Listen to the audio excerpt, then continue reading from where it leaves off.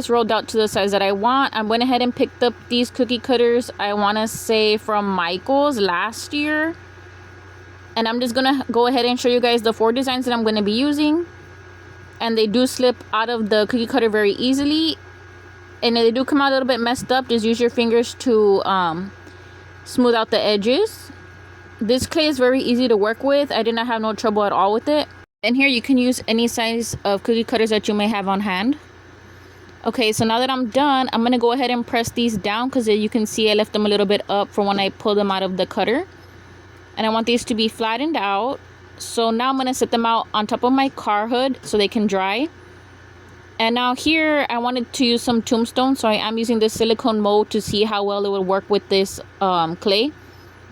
And it did work really well. The only thing is I did try to pull them out while they were still wet. So I recommend if you're going to use a silicone mold to let them completely dry before you. Now this is how they look the next day after I've already let them dry outside in the sun. And we want these to be rock hard, which these are. And now here you're going to see me pull these out very easily. And they came out really good, except for the fact where I did pull them when they were still not completely dry. But you shouldn't have this issue if you let them dry all the way. I went ahead and picked up this paint from Walmart. And I'm just going to go ahead and paint the backs of my cookies. And a little bit of the sides and a little bit of the top, just to give it a more realistic cookie looking effect. But if you don't want to deal with painting everything a different color, then I do recommend buying those Sculpey clay that you put in the oven, because those come in individual colors already. But they've dried, I am going to be using these puffy paints that I got from Walmart as my raw icing. And here you don't have to use puffy paint, you can just paint them by hand with regular paint. But I wanted to give it like a realistic look, like this was a real cookie. To fix the edges, I am going to be using a toothpick to go ahead and even out the paint. Puffy paint, I do recommend it because it's really fun to use and it does have so many different colors. And I like the fact that it already comes in a tube that you can just squeeze out little thin lines if you had to. And now here I'm just tapping out some of the air bubbles. And I'm going to just continue the same process over and over until you guys see me start decorating the other little details. Every year I do make actual real sugar cookies, but this year I wanted to make some faux cookies because I like to make my little display on my table, and it always made me sad once the cookies finish and had to make a new batch. So I figured why not just make some fake ones to leave on display for the whole season.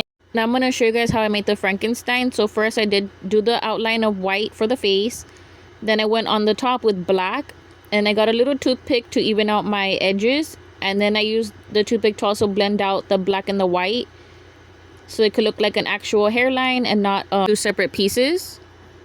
And then I also used my toothpick to do the little black design. And now for the ghost, I'm using the little thin tip that comes with the puffy paint to make the eyes. And here, don't worry about making shapes. It's best to do dots and then use your toothpick to shape out the shape you want to make. So here, since it was a circle, I just went ahead and used my toothpick to pull out the black. Like you can see here, I'm just pulling up and down on the black to make the mouth. And I'm going to be doing the same thing for my pumpkins. And let me tell you guys something. I literally, to this day, I'm going to be 30 years old and I still have never learned to draw a jack-o'-lantern mouth. So sorry if you guys see me here struggling and didn't come out the best, because I can't draw. I literally have never learned to draw that. I don't know why my mind just doesn't register. I just tried my best. Even when we do Halloween, we do carve out pumpkins. I always have my husband do the mouth for me because I cannot do it. Of course, you don't have to do this wet on wet. You can wait till the orange part is all dry, then go ahead and do the black part. But I thought it would just blend easier to do it this way. And that way also everything dries together. Now for the witch's hat, I'm going to be doing the same thing. I'm going to be doing some small little circles.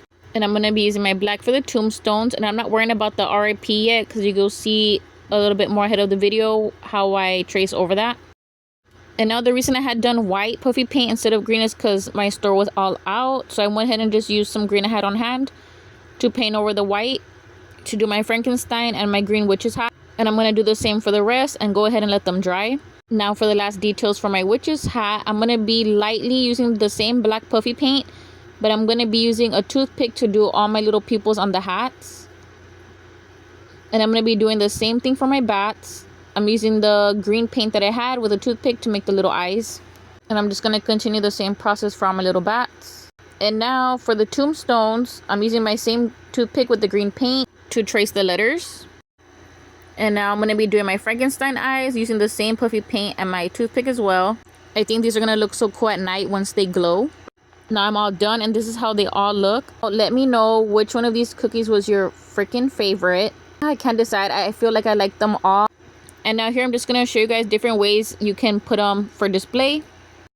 I liked all of these and I'm about to show you, but this one is my favorite. No, I'm lying. This one is my favorite. Oh my god, look how cute these are, you all.